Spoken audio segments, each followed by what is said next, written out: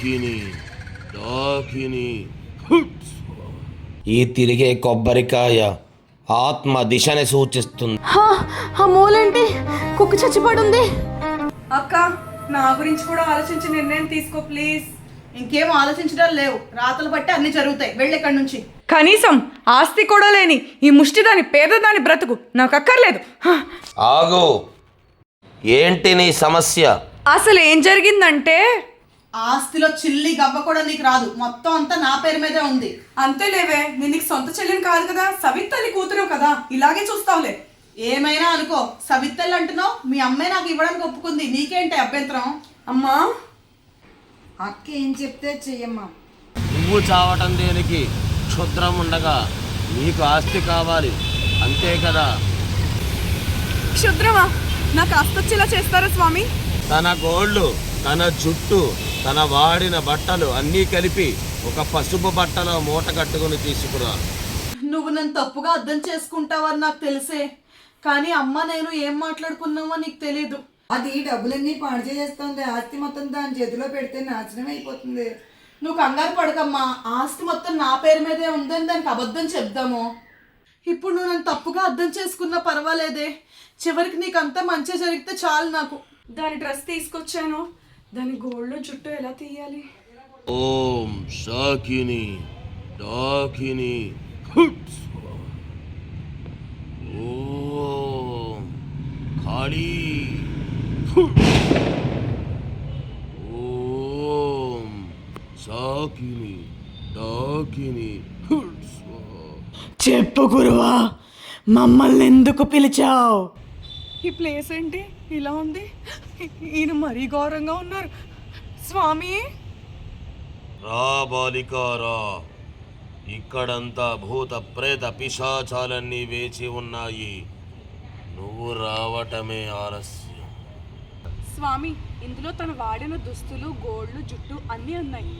అక్కడ పెట్టు, నువ్వు అలా కూర్చో. స్వామి, నేను మా ఇంటికి వెళ్ళిపోతాను, భయంగా ఉంది. నేను వెళ్ళాక మీరు పూజ చేయండి. భయం వద్దు, సంకల్పం నీది, నువ్వు ఇక్కడే ఉండాలి. వారు వచ్చే టైం అయింది. ఎవరు? ఓం శాకిని డాకిని. అమ్మా, ఇప్పుడు దానికి కడుపు నొప్పి వస్తుంది. అమ్మా, కడుపు నొప్పి భరించలేకపోతున్నాను, కడుపులో నొప్పి వస్తుంది,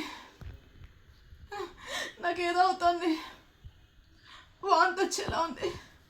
ఇప్పుడు దానికి కాళ్ళు చేతులు లాగుతాయి.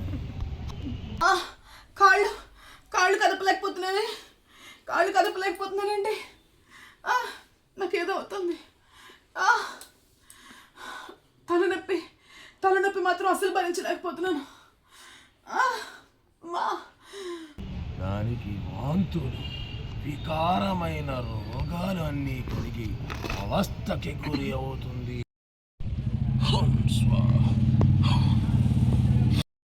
భగభగిని భాగోదరి. భగభగిని భాగోదరి. నీ కామ్యం తీరిపోయింది.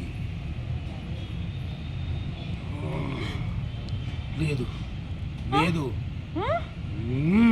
ఏమైంది స్వామి? ఏదో తేడా కొడుతుంది. ఎవరో ఉన్నారు తన వెనక. నీ కోరిక తీరింది. లేదు, ఏమైంది స్వామి? తనకి అండగా ఎవరో ఉన్నారు, ఆ శక్తి నన్ను ఆపుతుంది. ఇంకా కొంచెం కర్పూరం వేయండి స్వామి, అది చచ్చిపోతుంది. కర్పూరం వేయడం అంటే అగరబత్తి మొహందానా? చేసేది ఏం పూజ అనుకుంటున్నావే? ఎవరో అడ్డంగా నిలిచారు, అది ముందు తెలుసుకోవాలి, ఆ తర్వాతే. మీరు తెలుసుకోవడం ఎంత లేటు, కళ్ళు మూసుకుని ఇలా అనండి. లేదు, ఇది ఇలాంటి శక్తి కాదు, నేను నేరుగా వచ్చి చూస్తాను. ఏంటా మూల, కుక్క చనిపోయినట్టుంది. అయ్యో, గుమ్మం ముందు కుక్క చనిపోయి ఉందేంటి బన్నీ? స్వామి నిన్న మనం చేసిన పూజకి ఇంటి ముందు కుక్క చచ్చిపోయింది స్వామి. మనం చేసే తాంత్రిక పూజ మూగజీవాల బలి కోరుతుంది. నేను ఉన్న లొకేషన్ పెడతాను, తనని ఇక్కడ తీసుకురా. సరే తీసుకొస్తున్నాను. అసలే ఒంట్లో బాగాలేదంటే నువ్వేంటే బయటికి తీసుకొచ్చావు? నీకు నిన్న నుంచి తలనొప్పి అన్నావు కదా, నాకు తెలిసిన ఆయుర్వేదం డాక్టర్ ఉన్నారు, ఆయన దగ్గర తీసుకొచ్చాను. ఏరైనా స్వామి చెప్పమ్మా. ఈ అవతారం ఏంటి? తను గుర్తుపట్టకుండా ఉండాలని ఇలా వచ్చాను. మీ వేషధారణ మార్చారు కానీ బాడీ లాంగ్వేజ్ ఏం మారలేదు. సరే, విషయం ఏంటో చెప్పు. నార్మల్ గా కూర్చోండి ముందు మీరు. అది గుర్తాను అక్కడే ఉంది. మీరు ఆయుర్వేదం డాక్టర్ అని చెప్పాను, అలా అని చెప్పి నిన్న మీరు ఏదో చెప్పారు కదా, ఏదో తంత్రించి ఏదో తెచ్చానన్నారు కదా, అది తనకి ఇచ్చేయండి. తప్పకుండాను. ఏం మాట్లాడుకుంటున్నారు అబ్బా వాళ్ళు? తలనొప్పి అనగానే ఇది డాక్టర్ని తీసుకొచ్చింది. సొంత చెల్లి కాకపోయినా ఎంతో ప్రేమ దీనికి నా మీద. నడు, తనకి మందిద్దాం. స్వామి ఇంతకీ ఇది పనిచేస్తుంది అంటారా? ఏ నీ మీద ప్రయోగించనా? వదలండి డాక్టర్, నొప్పిగా ఉంది. ఎవరైనా